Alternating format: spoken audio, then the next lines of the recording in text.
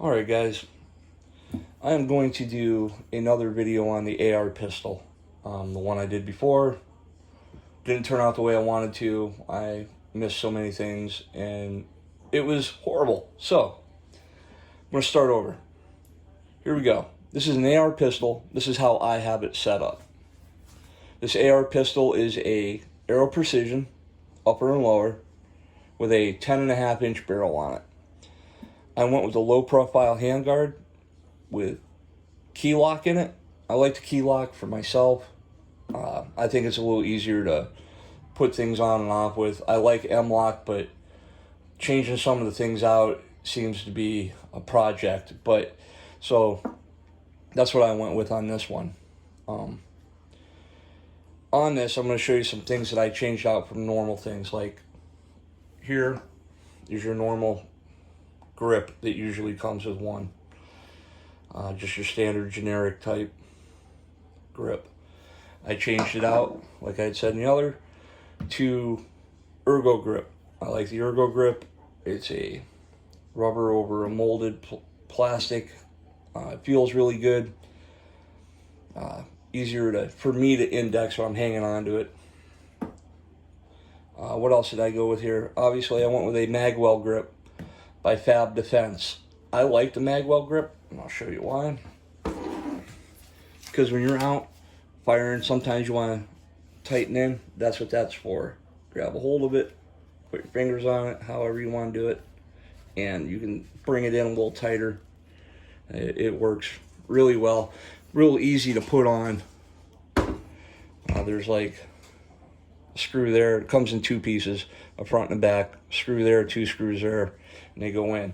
Now, the reason why I have this out is why I wanted to show you on that, is when you put this on there, most magazines will run. They'll fit right in there. But this Gen 3 Magpul,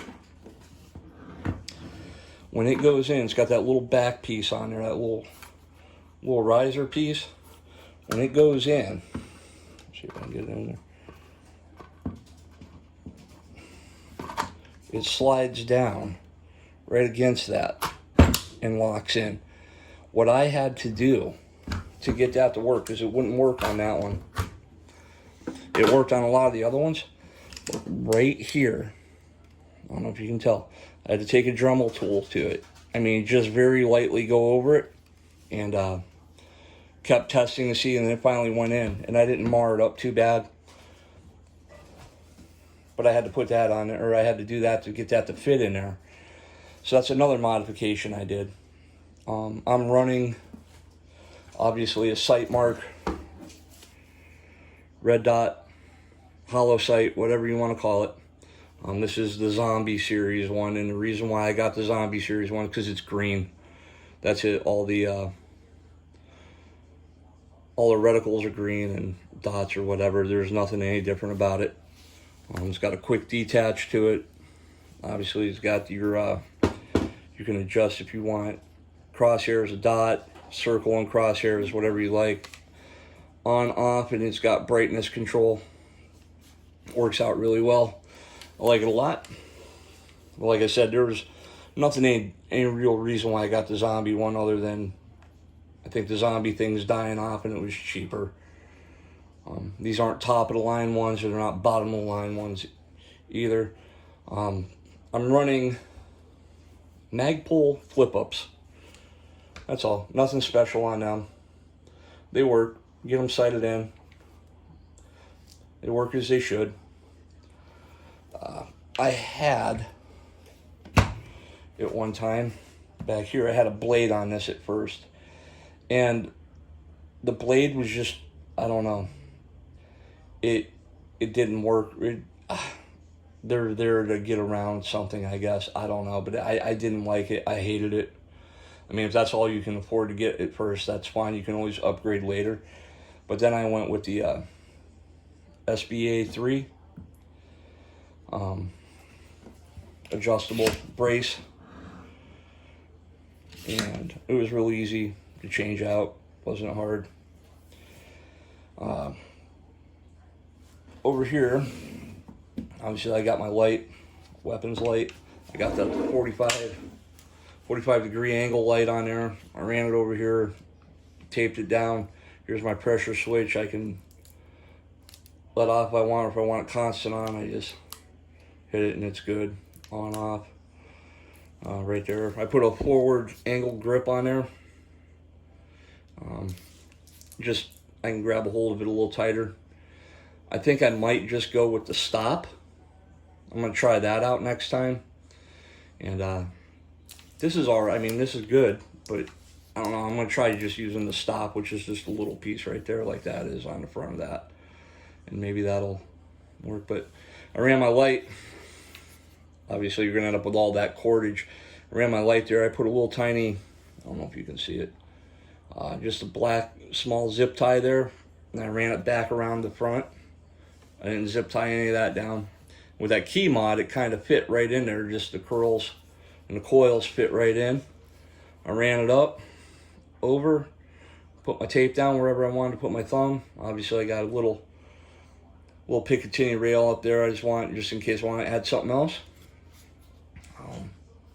So I put the guards on there so I don't chew my hands up too bad.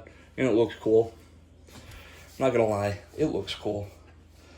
What else did I change on this? All right. The other thing I changed on this is that. Right there. I put a ambidextrous one on there because it's a lot easier to use. You don't have to, you can do it with one finger. You can do it 2 fingers, whatever. And it works. It's not one of the top $100 ones, but it's not a cheap one either. Change that out. And then probably the most noticeable thing I changed out was the A2 flash hider. Right? It came on the gun. I put this on here. This is made by Spikes Tactical. It is called the Barking Spider 2. And what it is, if I can try to remember everything without tearing it up too bad, it is a flash hider muzzle, not a muzzle brake, muzzle, and it hides your flash a lot better, but it helps on anything that's a short-barreled rifle or a pistol with a shorter barrel. It helps with the pressure coming back to cycle the gun easier. We'll take this off and take a look at it. It is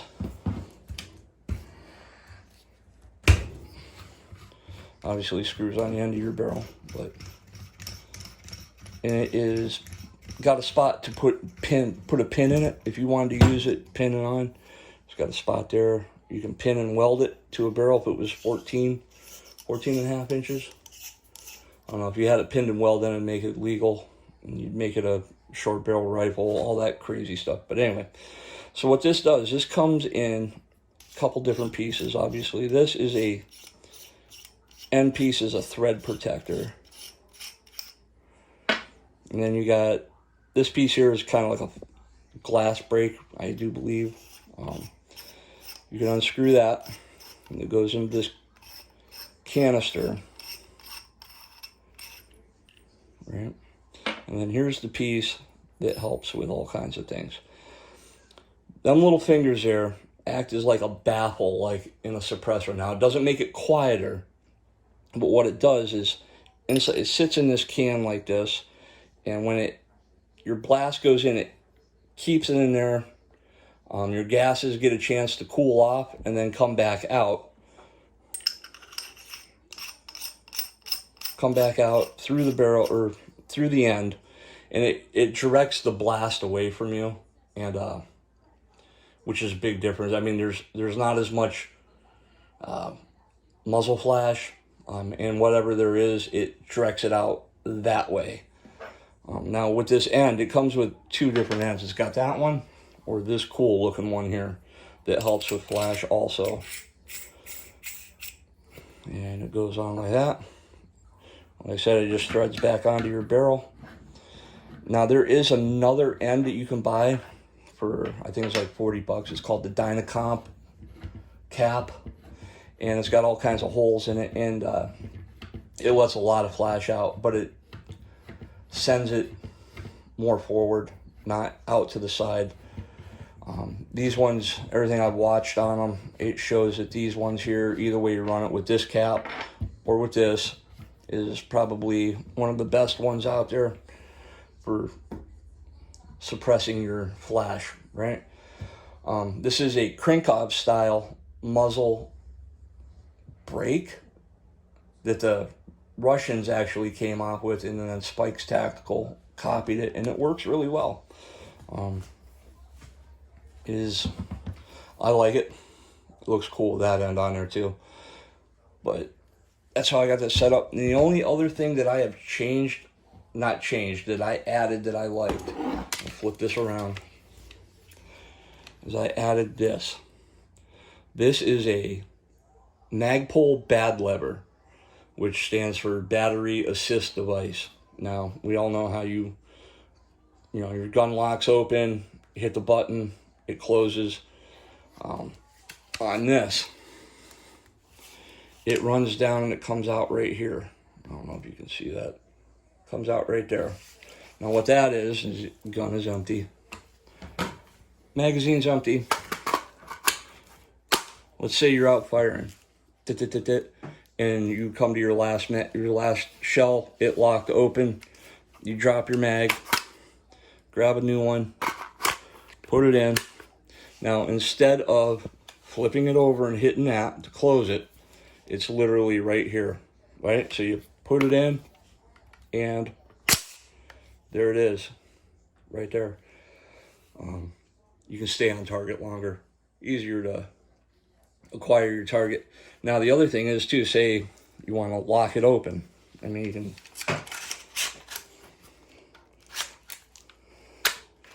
you can do it the same way, right? But one-handed, trying to keep this in frame is kind of hard, but you guys get the idea on that. And here's the other thing: I have obviously single point sling.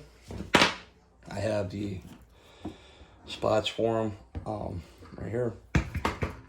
I am probably going to change this out, and I'll tell you why. I'm going to go with either a 2-point sling, or they make a 3-point sling.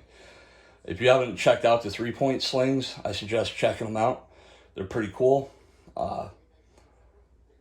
They run a little bit, I don't know how to put it. You can carry them a couple different ways, and they're a little tricky, but I like it. I'm going to try it out, and I'll let you know. Like I said, this was just the last video I did on this. It was so dark. I didn't have a light. I wasn't sure on what to say, what to do, whatever. So I wanted to redo it. Tell me what you guys think. Tell me what you're running. Tell me what you got, what you find that works better. Give me some suggestions. Maybe I'll go out and get it and do a video on it. Hit the like button, because that helps get out to everybody else. And, I'll be doing another video on something else here shortly. But, like I said, have a good one, guys.